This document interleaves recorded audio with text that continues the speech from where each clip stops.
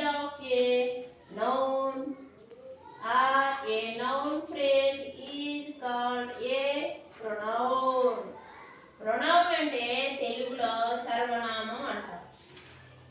A word that used is instead of a noun అంటే పేర్లకు బదులుగా వాడే పదాన్ని ప్రొనౌన్స్ అంటారు.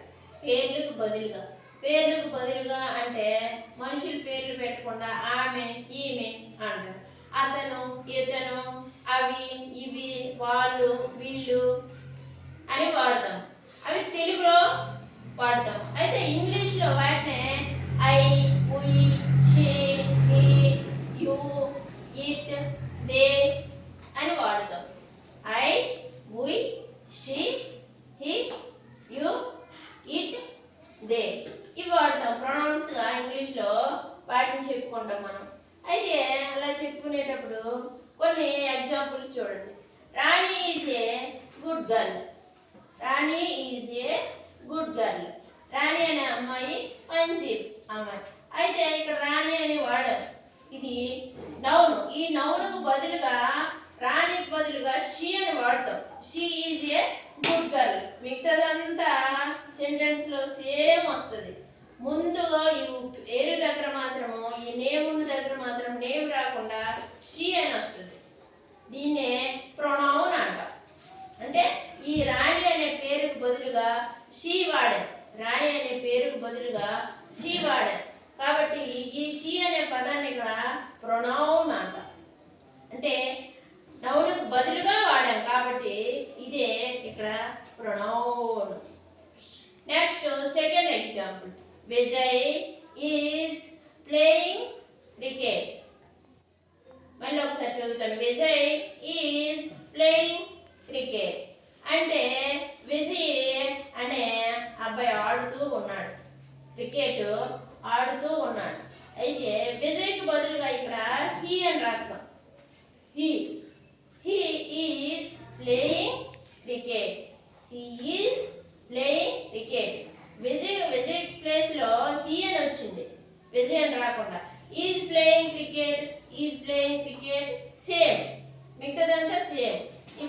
ఇదిగో ఈ విజయ్కి బదులుగా హీ అని వాడాం కాబట్టి నౌనుకు బదులుగా ఈ వర్డ్ వాడాం. ఏ వర్డ్ అయితే నౌనుకు బదులుగా వాడతామో అదే ప్రొనౌన్. కాబట్టి ఇక్కడ హీ అనేది pronoun. Vijay is playing cricket అనకుండా హీ ఈజ్ ప్లేయింగ్ క్రికెట్ అంటాం. అంటే అతడు ఆడుతున్నాడు, క్రికెట్ ఆడుతున్నాడు అని అర్థం. విజయ్కి బదులుగా హీ వాడాం కాబట్టి నౌనుకు బదులుగా హీ వాడాం కాబట్టి ఇదనేది ప్రొనౌన్ అవుతుంది, హీ అనే word. Govind and I went to movie. Govind నేను కలిసి సినిమాకు వెళ్తే ఇక్కడ గోవింద్ అండ్ ఐ అని ఉన్నాయి.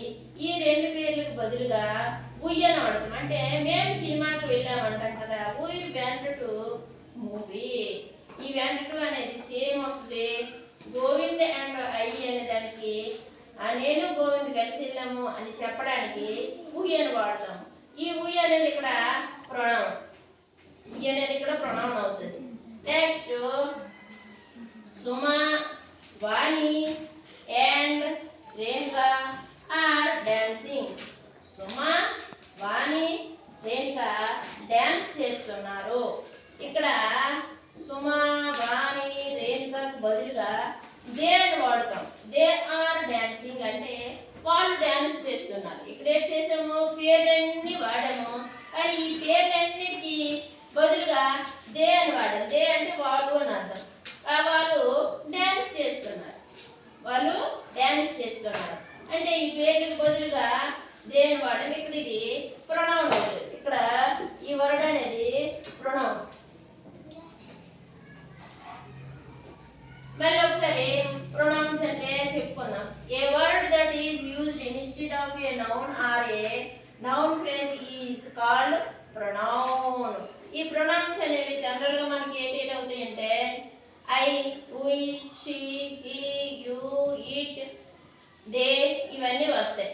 తెలుగులో అయితే ఆమె, అతడు, అవి ఇవి వాళ్ళు అని వాడతాం. ఇంగ్లీష్లో ఈ వర్డ్స్ అనేవి వాడతాం. వీటికి ఎగ్జాంపుల్స్గా రాణి ఈజ్ ఏ గుడ్ గర్ల్. అని ఇదే గుడ్ గర్ల్. ఇక్కడ నేమ్ వచ్చింది, నేమ్కి బదులుగా మనం ఏం చేస్తామంటే షీ అని వాడతాం. She is a good girl. She అనేది pronoun. Vijay is playing cricket.